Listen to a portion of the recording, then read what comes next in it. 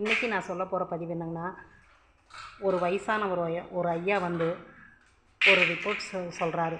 அது எப்படின்னு பாருங்கள். 2 பசங்க.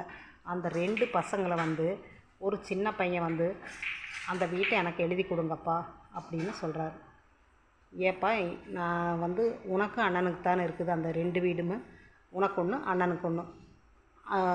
அப்பா பேர்லையும் அம்மா பேர்லேயும் அந்த வீடு இருக்குது. நாங்கள் வந்து கொஞ்ச நாள் தான் இருப்போம், இருந்துட்டு போக வரையும் அந்த வீட்டில் இருக்கிறோம் அப்படின்னு சொல்கிறாங்க. இல்லைப்பா, நான் உங்களை நல்லா கவனிச்சுக்கிறேன், அதனால் வந்து எனக்கு அந்த வீட்டை எழுதி கொடுங்கப்பா அப்படின்னு சின்ன பையன் கேட்குறாப்புல. சரிப்பா அப்படியா அப்படின்னு சாதாரணமாக எழுதியும் கொடுத்துட்றாரு. எழுதி கொடுத்த பிறகு கொஞ்ச நாளில் சம்சாரம் வந்துடுது. சம்சாரம் வந்த பிறகு அப்புறம்தான் பிரச்சனை ஆரம்பிக்குது. பிரச்சனை எப்படின்னா, அந்த வீட்டை விட்டு காலி பண்ணுங்க அப்படின்னு சொல்கிறாங்க. அப்படி என்னடா இப்படி சொல்கிறேன், நான் கொஞ்ச நாள் இருந்துட்டு போகிறேன், நான் சாகிற வரையும் தான் இந்த வீட்டில் இருக்க போகிறேன், அப்புறம் உங்களுக்கு தான் அந்த வீடு உங்களுக்கு சொந்தமாகுது, அதுவரை நான் இருந்துட்டு போகிறப்பா கொஞ்சம் காலத்துக்கு அப்படின்னு சொல்கிறாரு.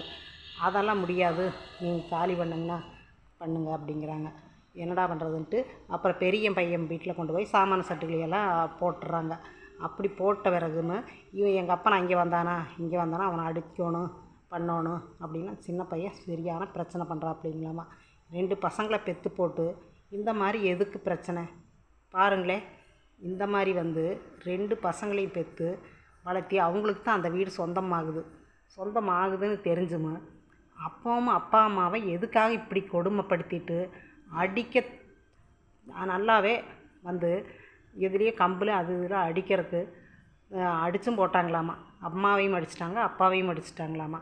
அப்படியா, எதுக்காக இப்படி அடிக்கணும், எதுக்காக இவங்க எதுக்கு உதவாங்கணும், எதுக்காக அவங்களுக்கு முதல்ல வீட்டை எழுதி கொடுக்கணும். நம்ம உயிரோடு இருக்கும் வரையில் நம்ம வீட்டை நம்ம பாதுகாப்பாக வச்சு நம்ம பேரில் வச்சுருந்தா இத்தனை பிரச்சனை இல்லை. எழுதியும் கொடுத்து போட்டு இன்றைக்கி அவங்ககிட்ட நம்ம வார்த்தையை வாங்கி கட்டிக்க வேண்டியதாக இருக்குது.